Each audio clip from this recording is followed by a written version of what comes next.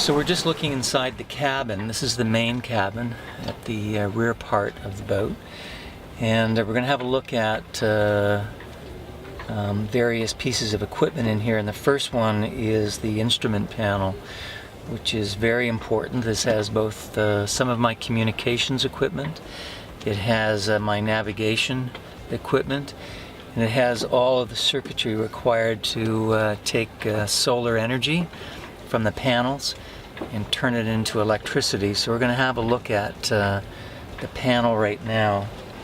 So we've got the main circuit breakers here. Each switch controls something like the all-round light, which is up on top of the outside of the cabin, the inside cabin light here, the forward cabin, the water maker, the bilge pump, which pumps out water that gets into the boat, and that does happen. The 12-volt sockets, which are these just down here. My VHF radio, which is what I use for ship to shore and ship to ship. It only has a range of about maybe 5 or 6 miles. The AIS, which is a VHF signal that tells other ships that I am close by. And it also tells me they are close by, and I can actually set my AIS to have an alarm on it, so that if something is coming too close to me and I need to be concerned about it, I can actually get out on deck if I'm in here and see what's about. My GPS, which is my global positioning system, so this works with satellites and tells me where I am on the planet at any given time. And it also helps me with plotting my course and giving me things like speed over ground and the kind of distance I've covered in any particular time. It's my compass light, which is over my head.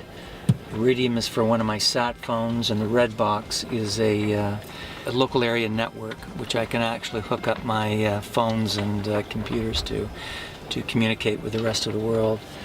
So this is the solar charger. It actually monitors the electricity that's coming out of the solar panels and going into the batteries.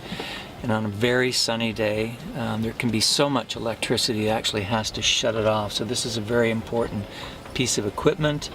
This is just a little meter that shows me various things like how charged the batteries are, and whether there's a lot of current being drawn on them or being put in. These are my 2 charging stations for USB as well as 12 volt. This is actually the AIS right here. That's what I was telling you about earlier, that's connected to the switch here.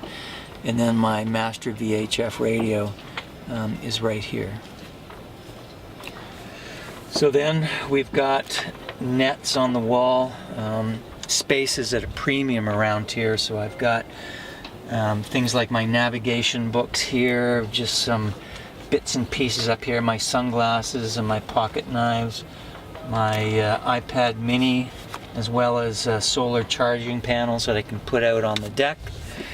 And if we can look on the other side, hold all kinds of bits and pieces that I need, from toiletry items to more computers to my yellow brick tracker. So if you go to the website soloatlanticrow2017.com and click on map, you'll be able to see where I am on the Atlantic Ocean at any given time. This sends a signal to the satellite every 6 hours, and as I change my position, so too the map on the website changes as well.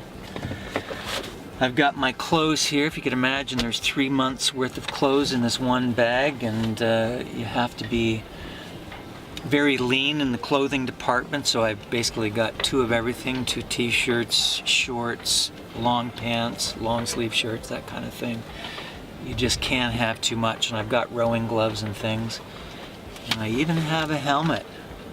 And on really rough days, if I have to get off deck in order to be safe, you basically come into the cabin, shut the hatch doors, and put your helmet on and hold on, because it can get very, very rough out there.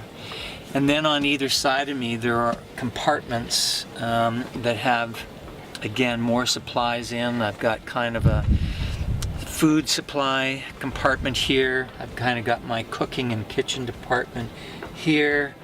I've got my water maker that's underneath here.